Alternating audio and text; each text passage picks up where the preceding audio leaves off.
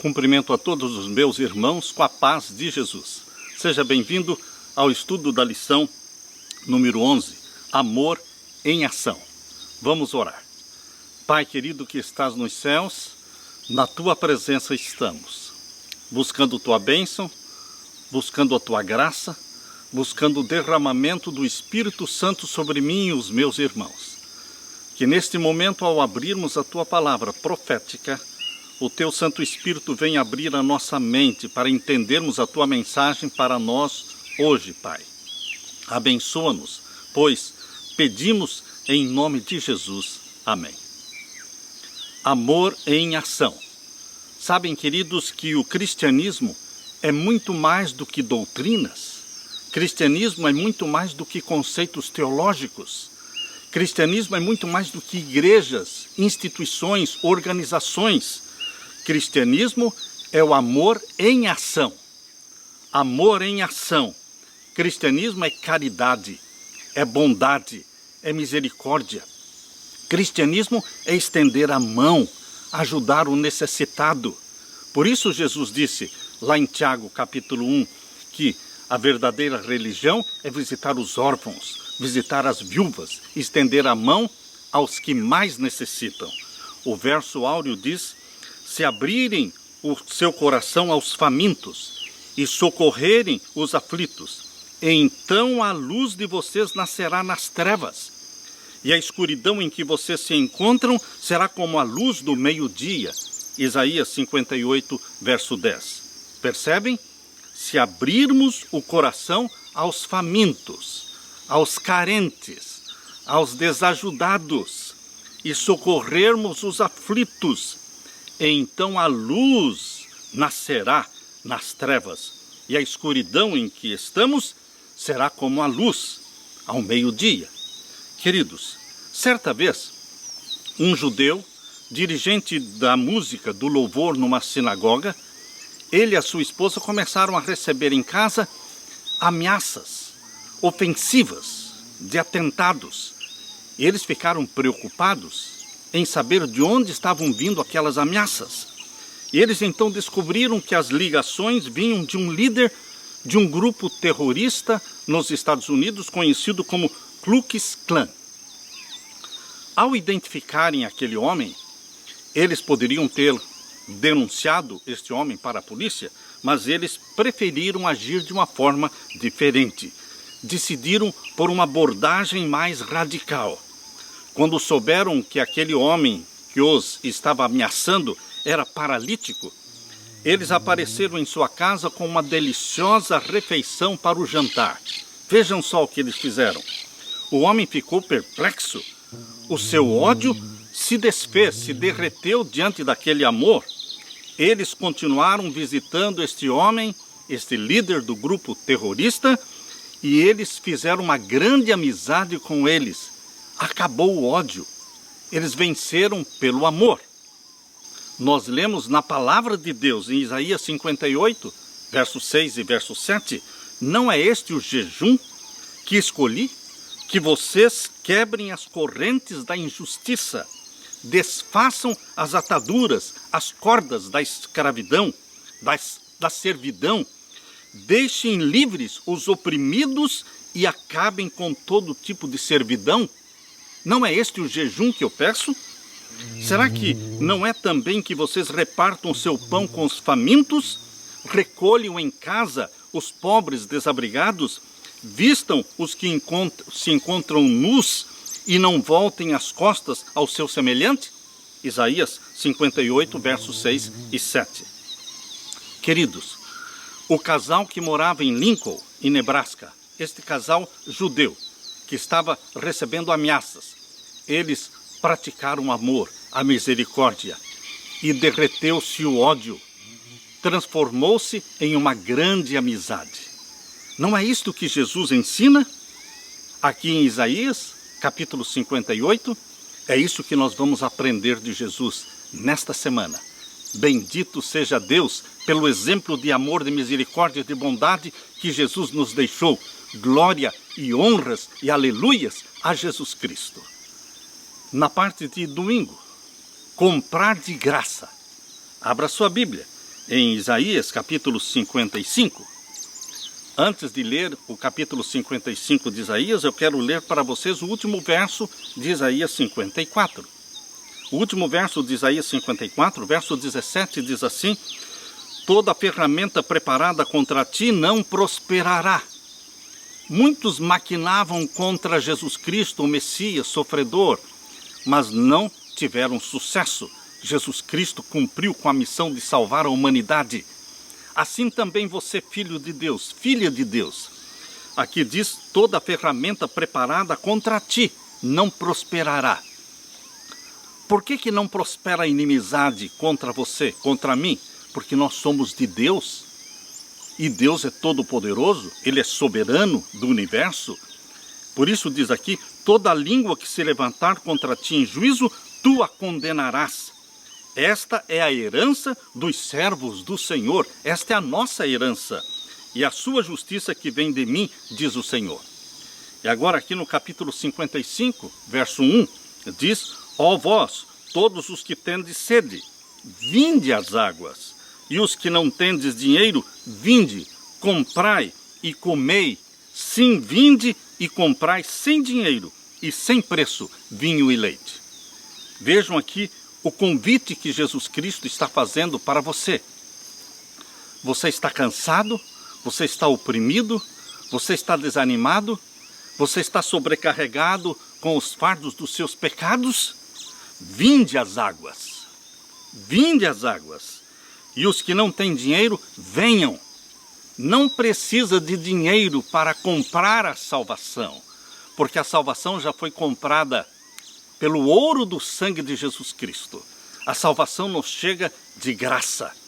Para você e para mim, a salvação é de graça. Para Jesus não foi de graça.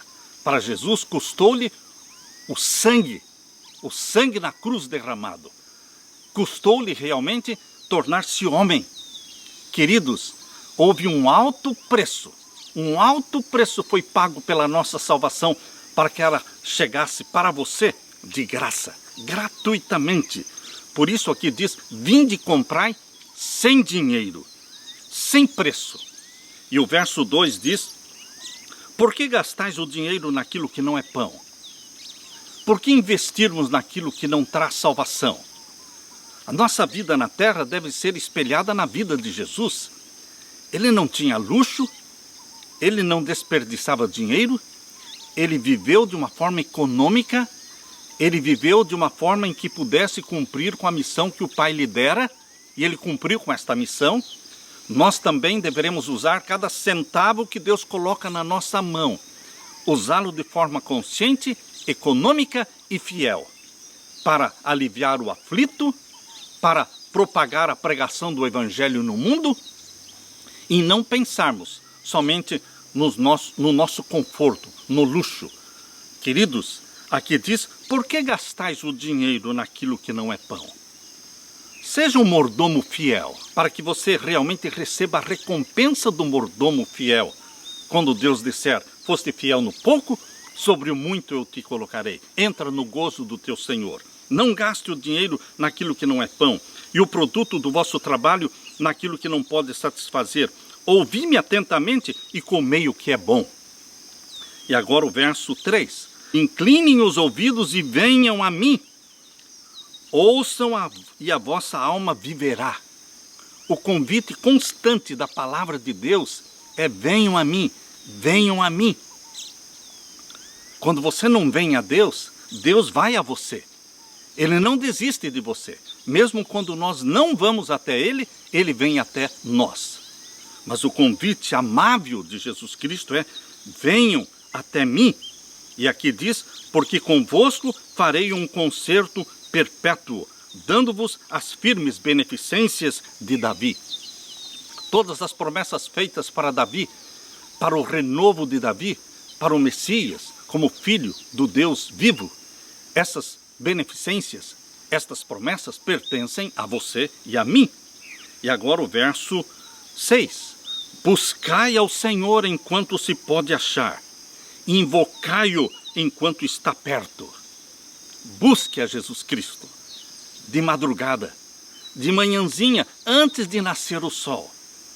que quando o sol nascer, você já esteja ajoelhado na presença de Deus, cantando hinos de louvor, buscando o batismo do Espírito Santo, buscando a santidade de Deus na sua vida. Busque ao Senhor. Não viva como se Jesus Cristo nunca fosse voltar, ou se Jesus Cristo fosse voltar daqui a muitos anos, a muitas décadas. Não, queridos, viva na presença de Jesus Cristo plenamente cada dia. Busque ao Senhor enquanto se pode achar. Invocai-o enquanto está perto. E agora o verso 7. Deixe o ímpio o seu caminho. Lembre-se que quando Deus escreveu esta profecia através de Isaías, não estava falando do pagão. Foi uma profecia escrita para o povo escolhido de Deus. Portanto, esta mensagem é para o povo escolhido de Deus hoje. Aplicamos esta mensagem para a igreja de Deus hoje. Vejam o que Deus fala. Deixe o ímpio o seu caminho. Quer dizer que existiam ímpios entre o povo de Israel. Existem ímpios ainda dentro da igreja, que estão na igreja, mas ainda não foram convertidos pela graça de nosso Senhor Jesus Cristo. E o apelo de Deus é: deixe o ímpio cristão. Ímpio cristão, é isso mesmo. Pessoas ímpias dentro do povo de Deus. Deus está apelando. Deixe o ímpio o seu caminho e o homem maligno os seus pensamentos.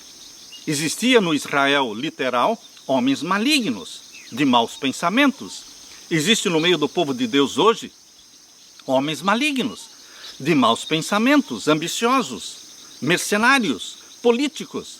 Deixe o maligno os seus pensamentos e se converta ao Senhor.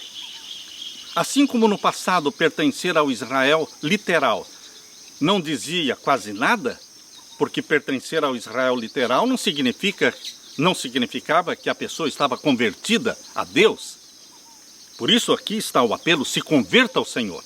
Assim também hoje, pessoas batizadas, pessoas que estão dentro da igreja, seus nomes estão no livro da igreja, mas não estão no livro da vida do Cordeiro, porque não se converteram. Por isso o apelo aqui é para você, cristão, nominal, professo cristão. Converta-se ao Senhor. Este é o apelo do verso 7. Deixe o ímpio o seu caminho, o homem maligno os seus pensamentos, e se converta ao Senhor, que se compadecerá de você, se compadecerá de mim. Deus é compaixão.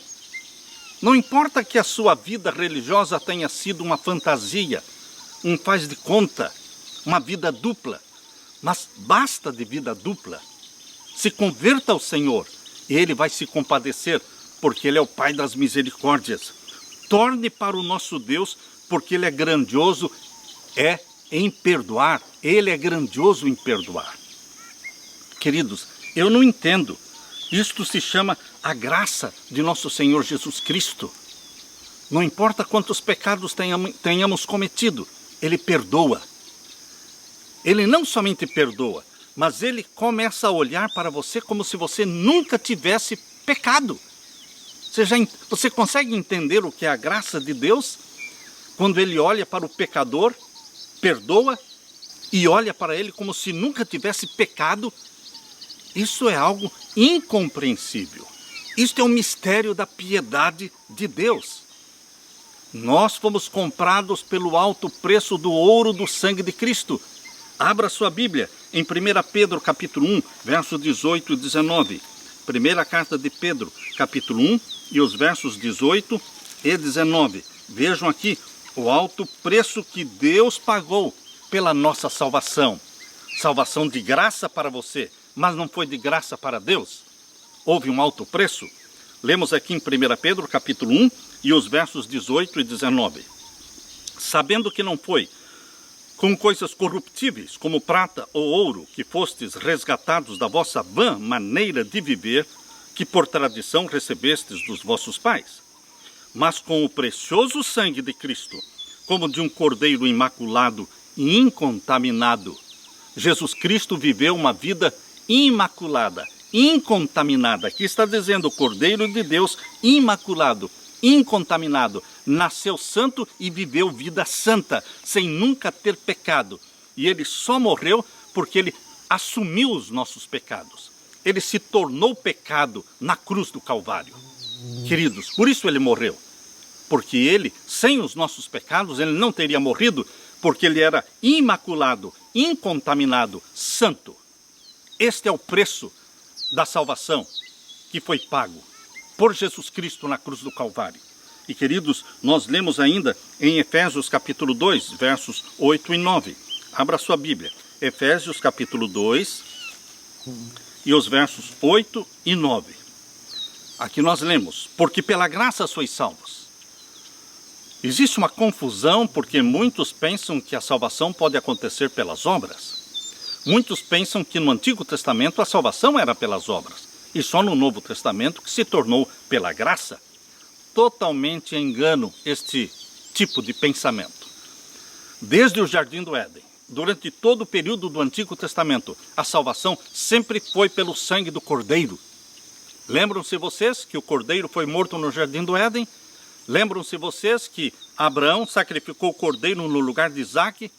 Lembram-se vocês que existiu o sacrifício da manhã, o sacrifício da tarde, às 9 da manhã e às 3 da tarde, no santuário terrestre, construído por Moisés, no templo?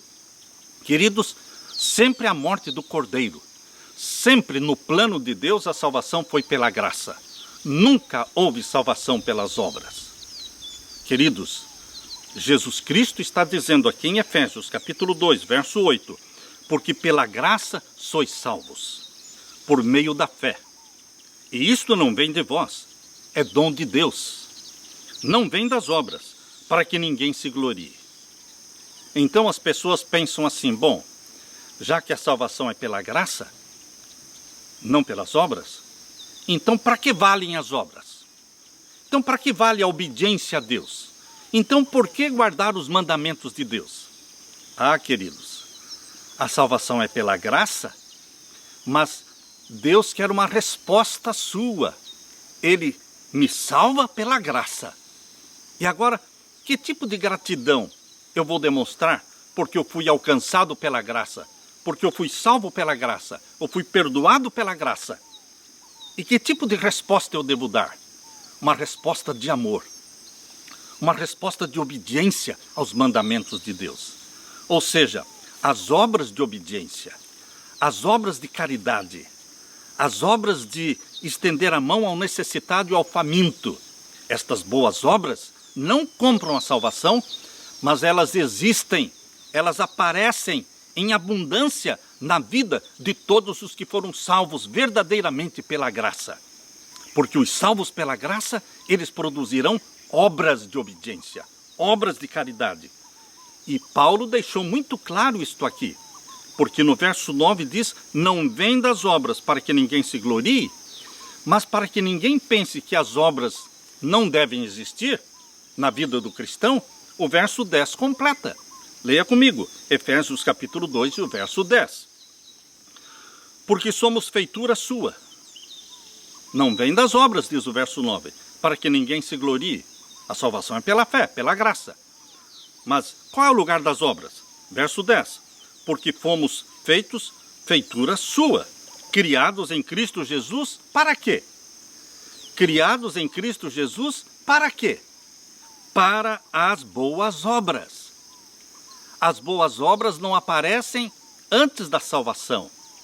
E se aparecerem antes da salvação, não valem nada, porque não compram a salvação. Mas as boas obras aparecem na vida dos salvos em Jesus Cristo. Você foi salvo por Jesus Cristo? Você tem certeza do perdão e da salvação em Cristo? Então, meu querido irmão, na sua vida precisa existir abundância de obras de obediência, obediência aos 10 mandamentos, obras de caridade e de misericórdia.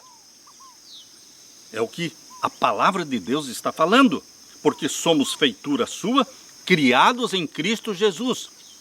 Quando você é gerado pelo Espírito Santo, você está nascendo como filho de Deus. Criado, já gerado como filho de Deus pelo Espírito Santo. Por isso diz aqui, criados em Cristo Jesus. Para quê? Para as boas obras, as quais Deus preparou para que andássemos nela. Os salvos andam nas boas obras. Os salvos andam na caridade. Os salvos andam no caminho da obediência aos mandamentos de Deus. Longe de falar, eu não preciso guardar os mandamentos de Deus. Eu não preciso praticar obras de caridade. Longe disso, nós precisamos. Por que precisamos? Para nos salvar ou porque fomos salvos? Ah, queridos, nós fomos salvos por Jesus Cristo, por sua graça. Por isso, temos que andar no caminho das boas obras, criados em Cristo Jesus para as boas obras, as quais Deus preparou para que andássemos nelas. Vamos andar no caminho da caridade. Vamos andar no caminho do estender a mão, do alimentar o faminto, de socorrer o necessitado. Queridos, a salvação é pela graça, a obediência não se contradiz com a graça, a obediência é uma resposta de amor por termos sido salvos em Jesus Cristo. Aleluia! Na parte de segunda-feira, pensamentos e caminhos elevados. Bendito seja Deus, porque os caminhos dele, os pensamentos dele, são muito diferentes dos nossos, muito mais elevados do que os nossos. Queridos, vamos ler agora Isaías capítulo 55 e os versos 8 a 13. Isaías 55 e os versos 8 a 13. Aqui nós lemos Isaías 55 e os versos 8 até o verso 13. Porque os meus pensamentos não são os vossos pensamentos. Ainda bem, não é? Ainda bem que Deus não pensa do jeito que nós pensamos. Deus não é vingativo como nós somos vingativos. Deus não é pavio curto como nós somos pavio curto. Ainda bem, louvado seja Deus. Porque os meus pensamentos não são os vossos pensamentos, nem os vossos caminhos, os meus caminhos, diz o Senhor. Verso 9. Porque assim como os céus são mais altos do que a terra, assim são os meus caminhos mais altos do que os vossos caminhos, e os meus pensamentos mais altos do que os vossos pensamentos. Aleluia, aleluia! O Deus que criou o universo, no qual até as coisas mais simples contêm mistérios que a nossa mente não pode entender. Esse Deus é um Deus cujos caminhos estão além do que podemos sequer começar a compreender. Portanto, diante do conhecimento desta sua infinita superioridade, para nós deveria ser mais fácil receber com humildade a ajuda de Deus. Aqui em Isaías 57, verso 15, aqui em Isaías 57, verso 15 diz: porque assim diz o alto e sublime. Deus é o alto e sublime que habita na eternidade. Nós não conhecemos nem sequer 1% da divindade. Nós às vezes somos jactanciosos, achando que nós entendemos a divindade, conhecemos a divindade. Queridos, nós conhecemos o mínimo para a salvação. Deus revelou o pouco que nós necessitávamos para entendermos e nos salvarmos. Mas existe muito, muito, muito mais, infinitamente mais de Deus para nós conhecermos. Porque Ele é o alto e o sublime que habita na eternidade. Nós não entendemos nem mesmo o que seja a eternidade. A nossa mente finita nem consegue abarcar o conceito de eternidade. O que é eternidade? Nossa mente não alcança isso. Mas Ele é que habita na eternidade, cujo nome é santo. Ele é santo. Por isso que Ele nos dá da santidade dEle. E por isso Ele exige santidade de você. Porque Ele é santo. E se Ele é o nosso Pai, se fomos gerados pelo Espírito Santo, nós precisamos também ser santos. Porque Ele dá da santidade dEle. E aqui diz o verso 15: num alto e santo lugar habito. Mas Ele também habita onde? Com o contrito e abatido de espírito.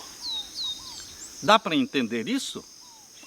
Dá para entender que o alto e sublime que habita na eternidade, também habita com o contrito e abatido de espírito, que vê cada lágrima que cai dos seus olhos, que sabe da sua necessidade de pão, de água, de dinheiro para pagar o aluguel. Queridos, como esse Deus que habita na eternidade pode conhecer os mínimos detalhes de cada habitante da terra? Isto é algo incompreensível, mas é assim que é. É assim que Deus fala de si mesmo. Eu habito com o contrito e abatido de espírito, para vivificar o espírito dos abatidos e para vivificar o coração dos contritos. É esse o nosso Deus. Sabem, queridos, que o plano da redenção, o plano da salvação, que exigiu a encarnação do nosso Senhor Jesus Cristo, é um plano que vai muito além da nossa compreensão. O Senhor diz que os seus caminhos e pensamentos são mais altos do que podemos imaginar. O que ele faz é tão difícil de entender. Nós não conseguimos entender Deus. Quem é Deus? Como é Deus? Nossa mente não alcança isso. Agora, a palavra de Deus nos revela um Deus que se tornou homem, sem deixar de ser Deus. Aí então fica mais complicado para você e para mim, porque nós não entendemos nem mesmo quem é Deus e como é Deus.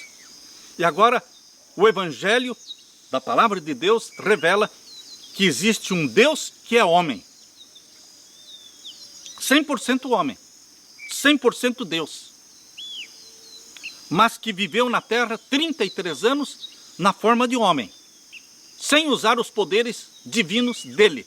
Viveu na dependência do Pai, como todo ser humano tem que viver na dependência de Deus. E consegue viver na dependência de Deus. Ele praticava obediência aos mandamentos de Deus, porque vivia na dependência de Deus, batizado pelo Espírito Santo. Assim também todo ser humano, todo homem, toda mulher, gerado pelo Espírito Santo, vivendo na dependência de Deus, recebe o poder do Espírito Santo para viver na obediência aos mandamentos de Deus.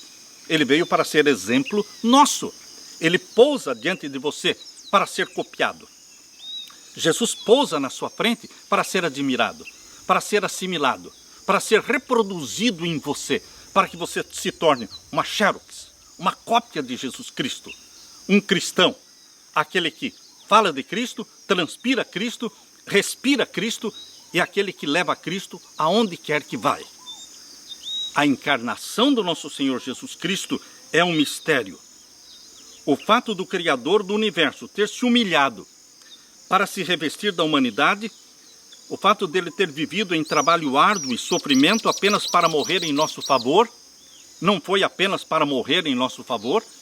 Jesus não nasceu nesta terra apenas para morrer em nosso favor.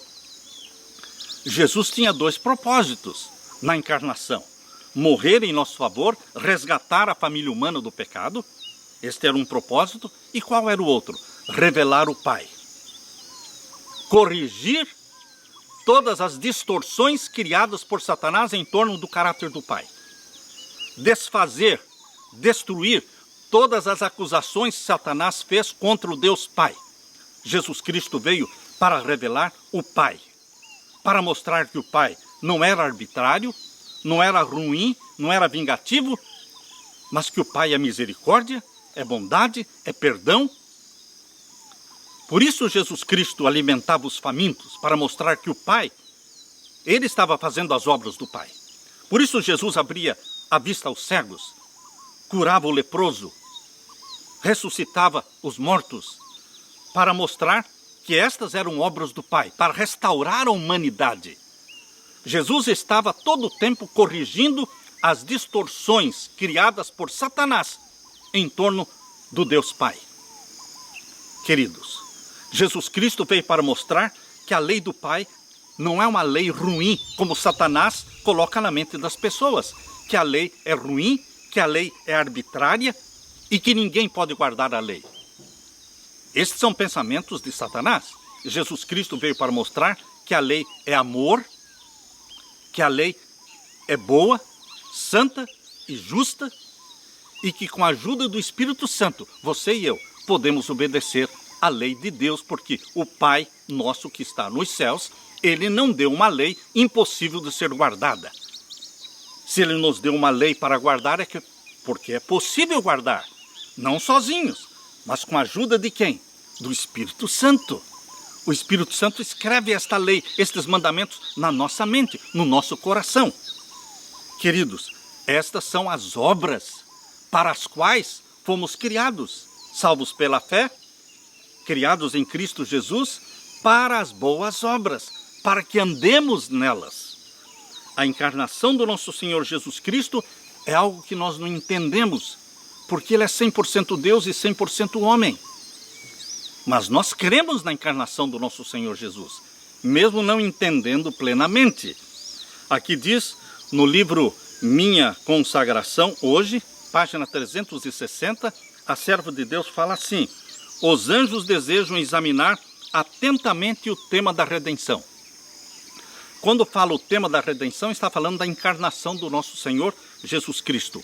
Os anjos estudam isso, porque eles também querem entender melhor.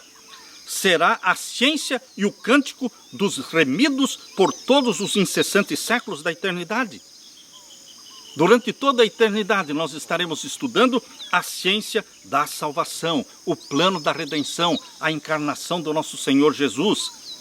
O assunto é inesgotável. Que assunto? O assunto da encarnação de Cristo e o plano da redenção. É inesgotável. O estudo da encarnação de Cristo, de seu sacrifício expiatório e da obra mediadora, ocupará a mente do diligente estudante enquanto o tempo durar. O que significa enquanto o tempo durar? Por toda a eternidade.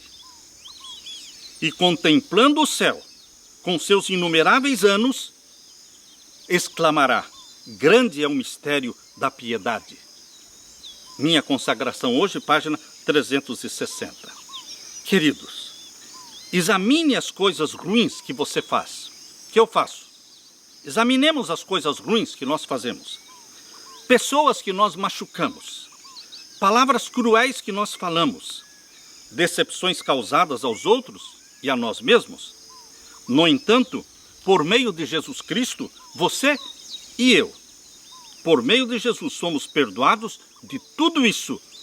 E Deus olha para você como se você fosse perfeito, como se você nunca tivesse pecado. Como explicar isso?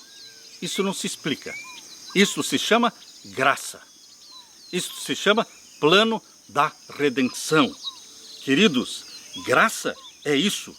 Graça para você, graça para mim, mas para Deus custou um alto preço. O sangue do nosso querido Jesus Cristo.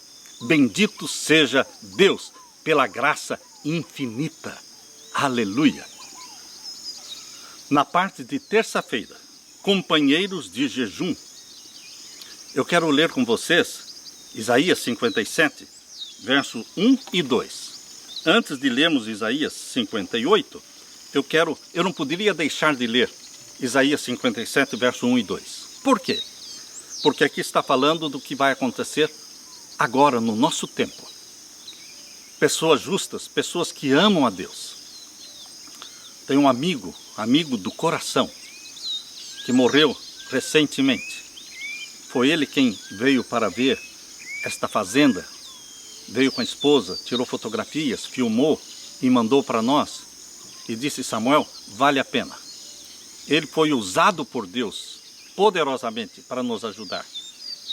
Mas ele foi levado pela Covid, ele faleceu. Antônio Carlos Jacobs. Queridos, é pensando nele e pensando em centenas de outros filhos sinceros de Deus que estão morrendo, que eu quero ler para vocês este capítulo 57, verso 1 e verso 2. Perece o justo, e não há quem considere isso em seu coração. Perece o justo, e você pensa: por que tantos ímpios continuam vivos? E Deus permitiu que o justo, o santo de Deus, não é? Os santos de Deus estão morrendo, enquanto muitos ímpios estão vivos. Ora, queridos, Deus não quer aumentar o número dos perdidos, Deus quer aumentar o número dos salvos. Então, se a pessoa ímpia vai morrer perdida, Deus ainda dá mais tempo para ela, mais tempo de vida, para que ela se arrependa dos seus pecados. Porém, os justos, os santos do Altíssimo, que já estão salvos, se eles morrerem hoje, morrem salvos. Considere isso. Perece o justo, e não há quem considere isso em seu coração. E os homens compassivos são retirados sem que alguém considere que o justo é levado antes do mal. Perecem os compassivos e não há alguém que considere que o justo, os salvos em Jesus Cristo, são muitas vezes levados antes do mal. Entrará em paz, descansarão nas suas camas os que houverem andado na sua retidão. A vida eterna está assegurada pelo sangue de Jesus Cristo. Quando um filho de Deus, uma filha de Deus morrem, eles dormiram em Cristo. É um sono que pode durar horas, meses ou anos. Mas quando eles abrirem os olhos, eles não saberão se permaneceram 10 anos ou um mês na sepultura. Quando eles abrirem os olhos, eles estarão vendo Jesus Cristo nas nuvens do céu, com braços estendidos, e serão arrebatados para viverem com Jesus Cristo. Queridos, Deus permite que os santos do Altíssimo morram. Muitos deles serão levados antes do mal. Nós estamos nas mãos de Deus para vivermos até Jesus voltar, passarmos pela grande angústia qual nunca houve, ou se Deus quiser, Ele pode nos dar o descanso antes disso. Está tudo nas mãos de Deus. Eu costumo dizer, Senhor Jesus, se o Senhor quiser que eu viva, eu vivo. Se o Senhor quiser que eu morra, eu morro. Eu quero que a tua vontade seja feita na minha vida. A tua vontade seja feita na minha vida. Que também você ore, Senhor Jesus, a tua vontade seja feita na minha vida. Que esta seja a sua oração. Agora leia comigo Isaías capítulo 58. Isaías capítulo 58, nós vamos ler a partir do verso 1. Do verso 1 até o verso 7. Clama em alta voz, não te detenhas. Levanta a tua voz como a trombeta e anuncia ao meu povo a sua transgressão e à casa de Jacó os seus pecados. Deus não gosta de ficar passando a mão na cabeça. Deus não é um pai que fica cocando e acobertando os pecados dos seus filhos, como fez o sacerdote Eli, cujos filhos, Ofni e Finéias, eram ímpios, profanos, promíscuos, e Eli ficava passando a mão na cabeça. E foi repreendido por Deus. E os 2 filhos e o pai Eli, os 3 morreram no mesmo dia. Queridos, em vez de ficarmos defendendo o pecado, desculpando o pecado, passando a mão na cabeça dos nossos filhos que estão vivendo em pecado dentro da nossa casa, nós devemos agir diferente. Deus quer que você e eu chamemos o pecado pelo nome. Que você ouse chamar o pecado pelo nome. Aqui diz, clama em alta voz. Não tenha medo, não é? Não te detenhas. Levanta a tua voz como a trombeta e anuncia ao meu povo a sua transgressão e à casa de Jacó os seus pecados. Deus quer mostrar e chamar o seu povo ao arrependimento, à confissão dos pecados. São muitos que vivem com pecados acariciados. São muitos que vivem com pecados conhecidos por décadas. Décadas, membros da igreja. Décadas, líderes na igreja. Décadas, pertencendo ao povo de Deus. Mas é o joio do povo de Deus. De que adianta, meus queridos, pertencer ao povo de Deus, mas ser o joio? Porque o povo de Deus tem o joio e o trigo. Para que ser o joio, se você pode ser o trigo, que será recolhido para o céu, para habitar com Jesus Cristo toda a eternidade? Por isso aqui está o apelo de Deus. Chama o pecado, chama a transgressão pelo nome. E o verso 2, todavia, me procuram cada dia, tomam prazer em saber os meus caminhos, como um povo que pratica a justiça. Aparentemente é um povo que pratica a justiça. Aparentemente é um povo que busca Deus, vai para a igreja, canta hinos, se ajoelha para orar, faz toda aquela formalidade, aquele ritual do culto a Deus, aparentemente está tudo bem, mas não está tudo bem. Esse era o pecado do Israel do tempo de Isaías, esse é o pecado do Israel de Deus hoje. Muito formalismo, muita aparência, a figueira cheia de folhas bonitas, folhas que aparentavam que ela tinha muitos frutos, mas não existia fruto naquela figueira. Por isso Jesus amaldiçoou a figueira e ela secou, porque Deus condena as aparências, quando são aparências hipócritas.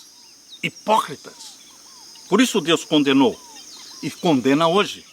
Todavia me procuram cada dia, tomam prazer em saber os meus caminhos, como um povo que pratica a justiça. Mas é tudo engano. Tudo é faz de conta, porque eles têm vida dupla. Eles têm o ritual religioso, mas eles são religiosos, mas não são cristãos de verdade. Existe uma diferença entre ser religioso e ser cristão. E aqui diz o verso 3. Eles perguntam, os cristãos, só de nome, não é? Eles perguntam, por que jejuamos nós? E tu não atentas para isso? Por que afligimos as nossas almas? E tu não o sabes? Eles queriam saber, por que nós fazemos tudo e o Senhor não nos abençoa? E Deus responde. Deus sempre responde. Veja a resposta que Deus dá no verso 3. A última parte do verso 3. Eis que no dia em que jejuais, achais o vosso próprio contentamento. Vocês jejuam por aquilo que lhes agrada. Por aquilo que lhes agrada. No jejum vocês buscam aquilo que lhes agrada, para o seu próprio contentamento. E requereis todo o vosso trabalho. Vocês exploram, vocês estão jejuando, mas vocês exploram os empregados. Essa expressão aqui, requereis todo o vosso trabalho, é explorando o empregado. Pagando o mínimo dos mínimos para o empregado. Não usando de misericórdia para o empregado. Patrões que se enriquecem, enquanto que os empregados passam necessidade. Exploram os empregados, mas estão jejuando. Estão com seu ritual, com seu formalismo. São religiosos, mas não são convertidos. E o verso 4.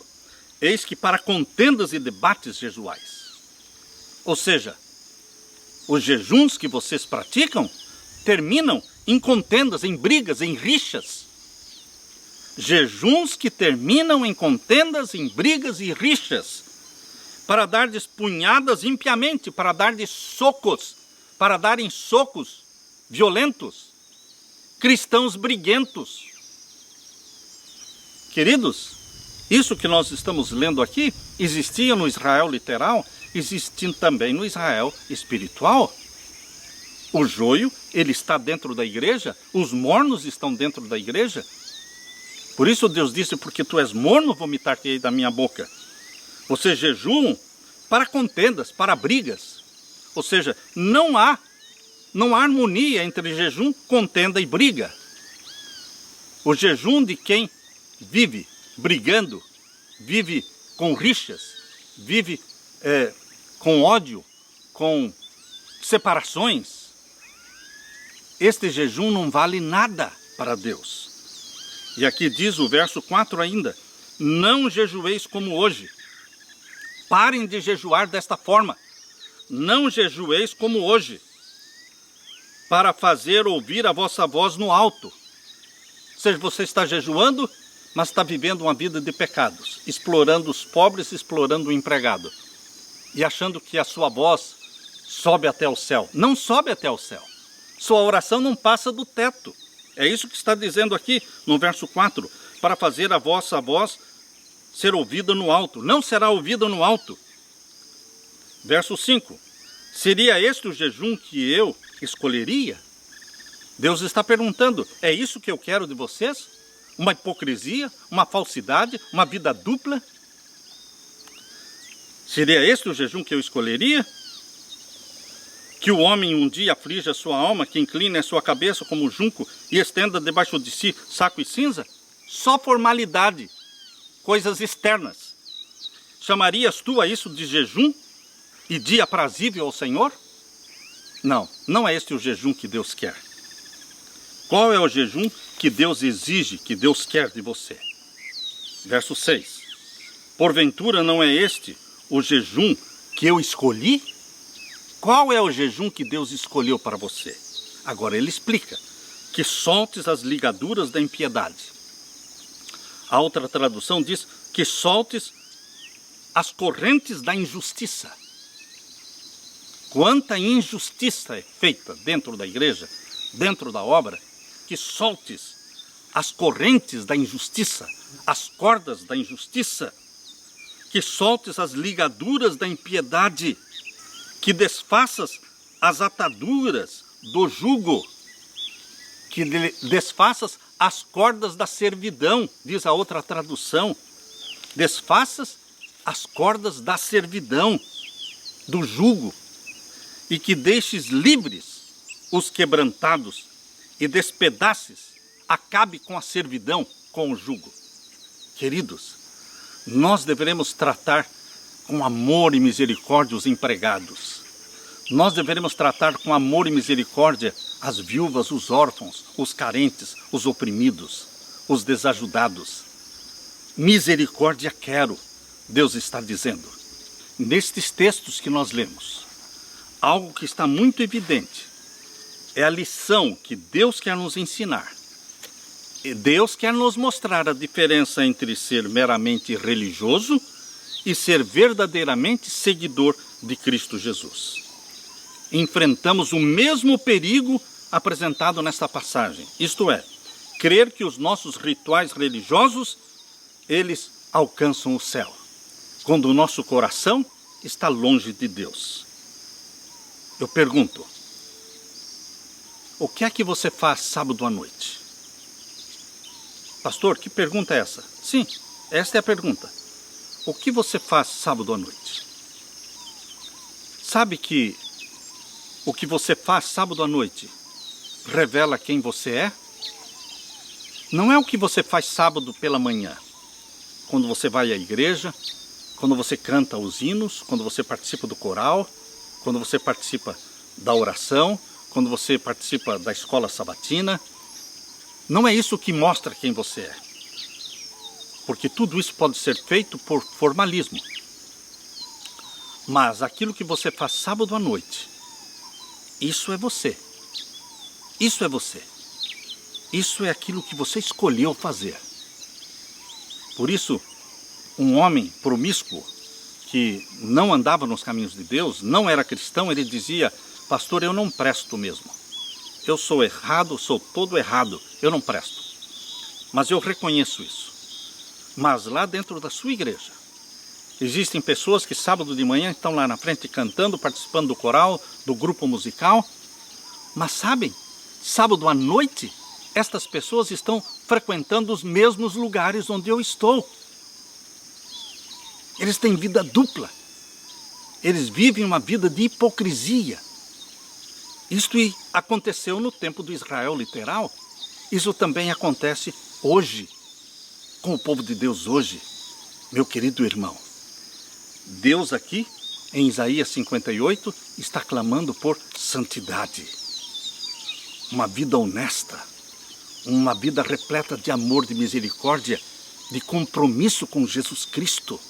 Compromisso com Jesus Cristo. Vamos dedicar nossa vida inteiramente ao nosso Senhor Jesus. E vamos viver uma vida de inteira santidade a Jesus Cristo. Todo o ritual dos cultos, isto é bonito e tem o seu lugar. Mas lembremos que o nosso coração tem que ser consagrado. E que no sábado à noite nós continuamos buscando a santidade do Senhor durante todos os dias da semana. Que a graça de Jesus Cristo nos faça verdadeiramente cristãos. Na parte de quarta-feira, jejum para contendas. Você é religioso ou você é cristão de verdade? Vamos ler Isaías capítulo 58 e os versos 6 a 12. Isaías 58, e os versos 6 a 12. Porventura, não é este o jejum que eu escolhi? Que soltes as ligaduras da impiedade, as correntes da injustiça, que desfaças as ataduras do jugo, soltes as cordas da servidão, e que deixes livres os quebrantados, e que despedaces todo jugo, todo fardo, toda opressão. E o verso 7. Porventura, não é também que repartas o teu pão com o faminto? Como é bom se assentar à mesa e ter frutas e pão e bastante comida em abundância. Mas será que nós nos lembramos daqueles que não têm o que comer? Dos irmãozinhos que eles não têm nenhuma refeição durante o dia? Alguém contou para mim que foi pregar na África. Ele disse, lá nós podíamos pregar mais de 1 hora, 2 horas, porque chegava a hora do almoço e os membros, os nossos irmãos africanos, não queriam voltar para casa, porque eles não tinham almoço em casa, eles não tinham o que comer em casa. Então a alegria deles era toda voltada para a comunhão com Deus e estar ali. Eles não queriam voltar correndo para casa. Queridos, tem pessoas que não têm nenhuma refeição por dia. Nós temos que nos lembrar. Por isso Jesus está falando aqui no verso 7. Porventura não é também que repartas o teu pão com o faminto? E recolhas em casa os pobres desterrados?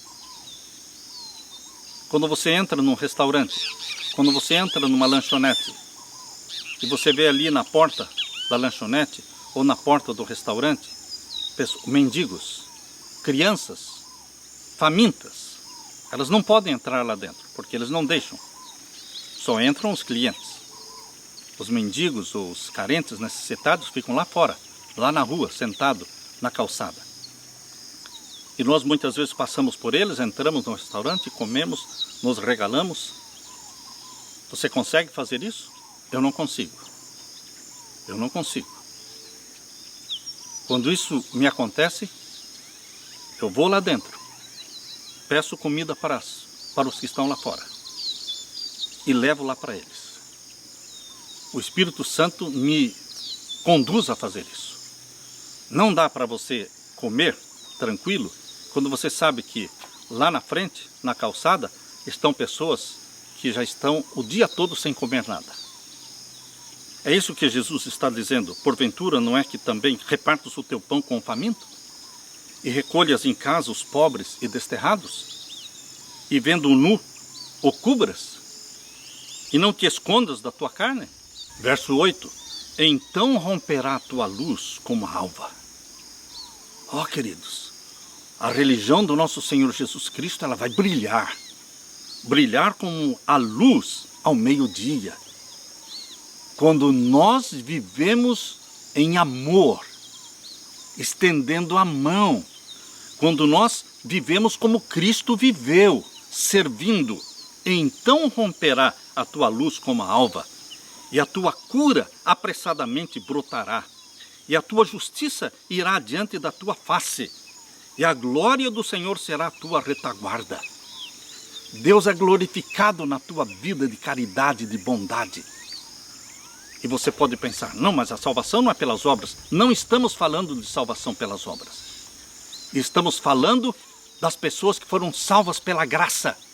E porque foram salvas pela graça, as boas obras aparecem. Certamente aparecem na vida delas. Elas estão todas cheias, recheadas de obras de caridade. Exatamente porque foram salvos pela graça do nosso Senhor Jesus. Foram gerados pelo Espírito Santo. E o verso 9. Então clamarás, e o Senhor te responderá. Então gritarás, e Ele dirá, eis-me aqui. Quando é que Deus ouve o teu clamor? Quando é que você clama e Deus diz, eis-me aqui, estou perto de você? Quando isso acontece? Se tirares, diz o verso 9, se tirares do meio de ti o jugo, a opressão, a servidão, tire do meio de você o jugo, a opressão, a servidão. Tire do meio de você o estender do dedo, diz aqui. Essa expressão, estender do dedo, é o dedo da acusação, da crítica. Não estenda o dedo, estenda a mão. Estender a mão é dar de comer, estender a mão é levantar o que está caído. Não estenda o dedo, meu irmão. Estenda a mão. Aqui diz, e o falar vaidade. Do que nós mais falamos? Qual é a nossa conversação do dia a dia? Sobre o que nós falamos? Sobre futebol? Sobre moda? Sobre novela? Sobre o que nós falamos? Vamos deixar de falar vaidade, que a nossa linguagem, a nossa conversação esteja no céu. É para lá que nós estamos indo. O nosso coração, ele está cheio do quê? Se estiver cheio do céu, isto vai aparecer na nossa linguagem, porque daquilo que o coração estiver cheio, a boca vai falar. E o verso 10, se abrires a tua alma ao faminto e fartares a alma aflita, então a tua luz nascerá nas trevas e a tua escuridão será como o meio-dia. Não foi por acaso que Deus falou através de Isaías de uma forma tão clara, tão incisiva, tão explícita, que o que nós deveremos fazer. Abrir a tua alma ao faminto. Caridade, caridade, caridade. Muitos criticam os espíritas pelas casas, pelos asilos, pelas caridades, dizendo eles fazem caridade pelo motivo errado. Eu não estou defendendo os espíritas, mas eu pergunto para você, será que nós estamos fazendo a caridade pelo motivo certo? Porque os nascidos e gerados pelo Espírito Santo serão caridosos. Eles vão andar nas boas obras, que é o caminho que Deus preparou para que andemos neste caminho, o caminho das boas obras, da obediência. Se abrires a tua alma ao faminto e fartares a alma aflita, então a tua luz nascerá nas trevas e a tua escuridão será como o meio-dia. E o Senhor te guiará continuamente e fartará a tua alma em lugares secos e fortificará os teus ossos e serás como um jardim regado e como um manancial cujas águas nunca faltam. E o verso 12, e os que de ti procederem edificarão os lugares antigamente assolados. A minha descendência, se eu sou santo ao Senhor, a minha descendência também é santa ao Senhor. Os que de ti procederem edificarão os lugares antigamente assolados. E levantarás os fundamentos de geração em geração. E chamar-te-ão reparador das rupturas, reparador das brechas. Você será um reformador, restaurador das veredas para morar. Que bendito privilégio é esse! O que Deus quer que você e eu façamos está muito claro aqui revelado em Tiago. Abra sua Bíblia, em Tiago capítulo 1 e o verso 27. Veja o que Deus está falando em Tiago 1, 27. É isso que Deus quer de você e de mim, do Israel de Deus hoje. A religião pura e imaculada para com Deus, o Pai, é esta: visitar os órfãos, as viúvas, nas suas tribulações e guardar-se da corrupção do mundo. E no próprio capítulo 2, agora, capítulo 2 de Tiago, e o verso 14 diz: meus irmãos, que aproveita se alguém disser que tem fé e não tiver as obras? Salvos pela fé? Óbvio, só pela fé. Mas que fé? A fé que produz boas obras. Porque sem obras a fé não é genuína, é fé morta. Por isso diz aqui, verso 14, porventura a fé pode salvá-lo? Se a fé for morta? Não, a fé morta não salva ninguém. Verso 15, e se o irmão ou a irmã estiverem nus e tiverem falta de mantimento cotidiano, e algum de vós lhes disser, ide em paz, aquentai-vos e fartai-vos, e lhes não derdes as coisas necessárias para o corpo, que proveito virá daí? Verso 17, assim também a fé, se não tiver as obras, é morta em si mesma. Salvos pela fé e pela graça do nosso Senhor Jesus Cristo, sim, para as boas obras. Não tem como separar fé e obras. A fé verdadeira sempre virá acompanhada de obras de caridade, obras de obediência. Que Deus derrame o Espírito Santo sobre você, para que você salvo pela fé e pela graça em Jesus Cristo, tem a sua vida toda decorada, recheada de boas obras de caridade. Aleluia! Na parte de quinta-feira, um tempo para nós. Deus escolheu um tempo para os seus filhos e filhas. Deus separou este tempo lá no Jardim do Éden, na semana da criação, porque Deus criou o mundo em 6 dias, mas no 7º dia Ele abençoou, santificou o 7º dia. Eu quero ler com vocês aqui Gênesis capítulo 2. Gênesis capítulo 2, verso 1 a 3. Assim os céus e a terra e todo o seu exército foram acabados em 6 dias. Na primeira semana que existiu no planeta Terra, Deus fez tudo em 6 dias. E o que Ele fez no 7º dia? O descanso. Verso 2. E havendo Deus acabado no 7º dia a sua obra que tinha feito, descansou no 7º dia de toda a sua obra que tinha feito, e abençoou Deus o 7º dia, e o santificou. Veja aqui as 3 coisas que Deus fez no 7º dia, e não fez em nenhum outro dia. Porque há pessoas que dizem que o 7º dia é igual a todos os outros dias da semana, porque todos os dias foram criados por Deus. É óbvio que todos os dias foram criados por Deus, mas é óbvio que o 7º dia, Deus colocou 3 bênçãos diferentes no 7º dia, que o diferencia dos outros 6 dias. Aqui menciona Gênesis 2, verso 2 e 3. E havendo Deus acabado no 7º dia a sua obra que tinha feito, descansou no 7º dia. Deus não descansou em outro dia, mas no 7º dia. Verso 3. Abençoou Deus o dia 7º. Não abençoou primeiro, segundo, terceiro, não. Ele abençoou o 7º dia. E o santificou. Ele não santificou, ele criou os outros dias da semana, mas ele santificou só o 7º dia da semana, porque nele descansou de toda a sua obra que Deus criara e fizera. Um tempo para você. No Jardim do Éden, antes de Adão e Eva pecarem, já existia um tempo de 24 horas, o Santo Sábado, para terem comunhão com Deus. Hoje, em todo o Antigo Testamento, isto durou. E em todo o Novo Testamento, isto continua durando. Um tempo a sós com Deus. De 24 horas. É o 7º dia da semana. É isso que nós vamos ler agora com vocês, aqui em Isaías capítulo 56. Abra sua Bíblia em Isaías capítulo 56. Eu faço questão de ler com vocês o capítulo 56 de Isaías. Por quê? Porque ele é muito claro, é muito incisivo. Vocês sabem que quando nós estávamos em Connecticut, como pastor lá, eu conheci lá um jovem chamado Léo. Léo, um ótimo cabeleireiro.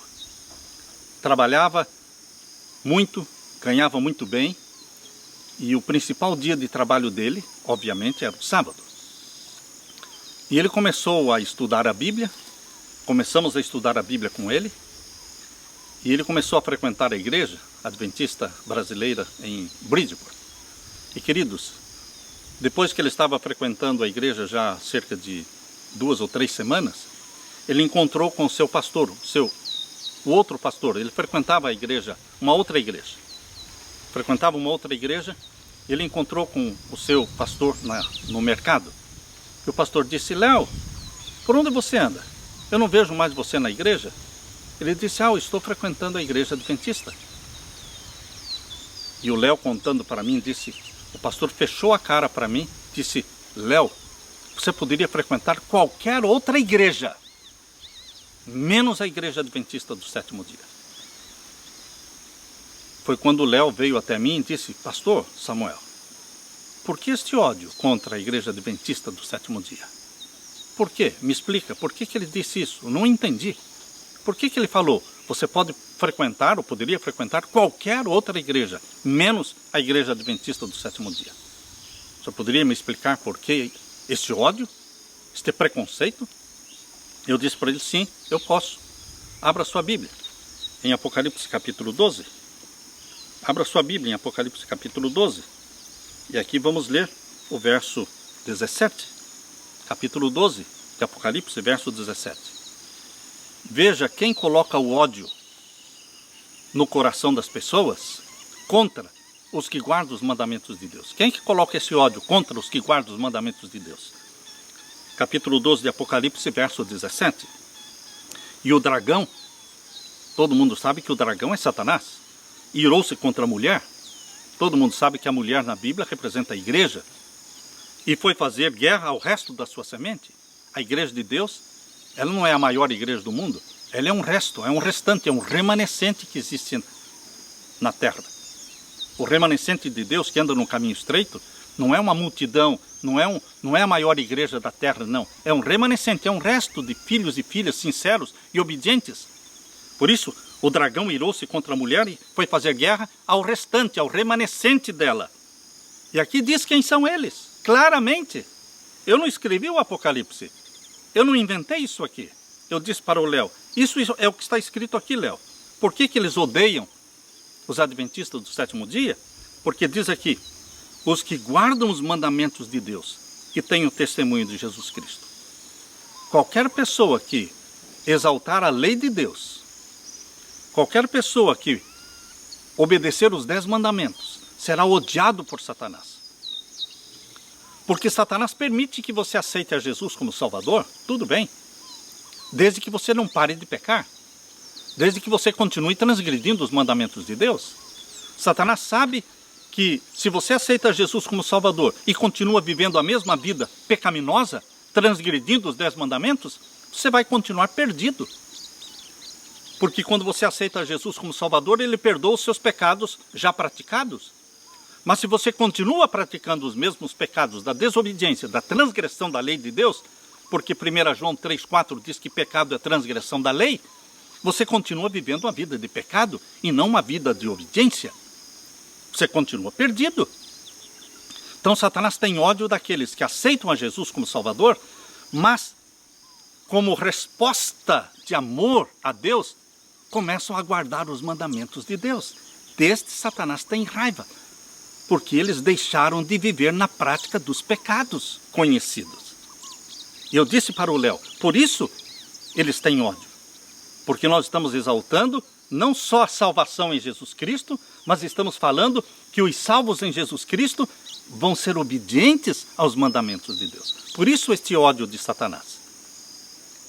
E aí, queridos, ele contou para mim que ele foi pressionado por muitos para não guardar o sábado. E ele ficou confuso, porque o principal dia de trabalho dele era o sábado, quando ele ganhava mais dinheiro. Então ele me contou que um dia ele chegou em casa e disse, Senhor, eu estou confuso. Eu vou abrir a Bíblia e eu quero que o Senhor me mostre. Eu não vou ouvir ninguém mais. Eu quero ouvir o que o Senhor tem para me falar sobre o sábado. Se eu devo guardar o sábado ou não. E ele abriu a Bíblia. Ele disse, Pastor Samuel, quando eu abri a Bíblia, abri exatamente em Isaías 56. Exatamente em Isaías 56. E ele disse, eu li Isaías 56. Por isso eu quero ler com você agora também Isaías 56. Porque foi a resposta de Deus para o Léo. E ele começou a ler aqui em Isaías 56, verso 1. Assim diz o Senhor, mantende o juízo, fazei justiça, porque a minha salvação está prestes a vir. E a minha justiça a manifestar-se. Bem-aventurado o homem que fizer isto, e o filho do homem que lançar mão disto. Veja o verso 2, Isaías 56. Bem-aventurado o homem que fizer isto. Fizer o quê? Que se guardar de profanar o sábado. Era isso que ele estava perguntando para Deus. Ele abriu a Bíblia buscando uma resposta de Deus para ver se ele deveria guardar ou não o sábado, porque muitos diziam que não precisava guardar o sábado. Se ele guardasse o sábado, ele estava tentando se salvar pelas obras. Não, queridos. Guardar o sábado não é tentar se salvar pelas obras. A salvação não, pelas obras não existe. É pela fé, é pela graça. Mas os salvos em Jesus Cristo, eles são obedientes a Deus, aos 10 mandamentos. O Espírito Santo nos torna obedientes a Deus. E aqui diz, bem-aventurado o homem que fizer isto, que se guardar de profanar o sábado, e guardar a sua mão de perpetrar o mal. Verso 4. Porque assim diz o Senhor a respeito dos eunucos, que guardam os meus sábados, e escolhem aquilo que me agradam, e abraçam o meu concerto. Deus está falando para os eunucos, Deus está falando para os estrangeiros. Estão vendo o verso 3? Não fale o filho do estrangeiro, que se houver chegado ao Senhor, dizendo, de todo me apartará o Senhor do seu povo.